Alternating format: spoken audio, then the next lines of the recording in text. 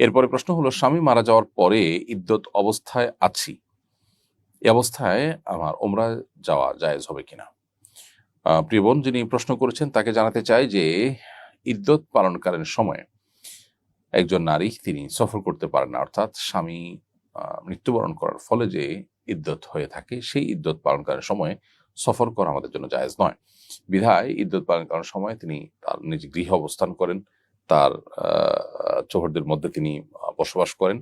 একান্ত প্রয়োজন হলে, যেমন হয়তো অসুস্থ হয়ে ডাক্তার দেখাতে বাইরে যেতে হলো, সেটা তার জন্য জায়েজ আছে।